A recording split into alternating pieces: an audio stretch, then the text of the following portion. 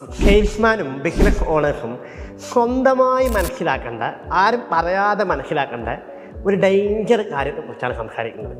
അഥവാ കസ്റ്റമറുടെ കംപ്ലൈൻറ്റുകളാണ്. അപ്പോൾ കസ്റ്റമറിന് പരാതികളുണ്ടാവും നമ്മളെ പ്രൊഡക്റ്റുമായി ബന്ധപ്പെട്ട്. പക്ഷേ എല്ലാ കസ്റ്റമേഴ്സും പറയില്ല. വെറും 4% കസ്റ്റമേഴ്സ് അത് പറയുള്ളൂ. അതേസമയം ഒരു 20ഓളം കംപ്ലൈൻറ്റുകളാണ് ഒരു 4% ആളുകൾ നമ്മളോട് പറയുന്നത്.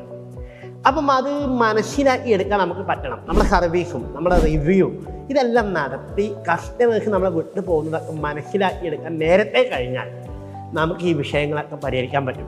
അല്ലെങ്കിൽ നമ്മളിത് ശ്രദ്ധിക്കില്ല, കസ്റ്റമേഴ്സ് പറയൂല. പലപ്പോഴും നമ്മുടെ കസ്റ്റമേഴ്സ് ഓരോന്നായിട്ട് നമ്മെ ഇങ്ങനെ വിട്ടു പോയിക്കൊണ്ടേയിരിക്കും.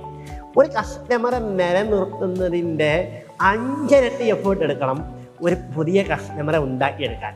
ഈ വിഷയം നല്ലവണ്ണം ശ്രദ്ധിച്ചാൽ നമുക്ക് ആ ഒരു മേഖലയിലുള്ള നഷ്ടം ഒഴിവാക്കാൻ പറ്റും.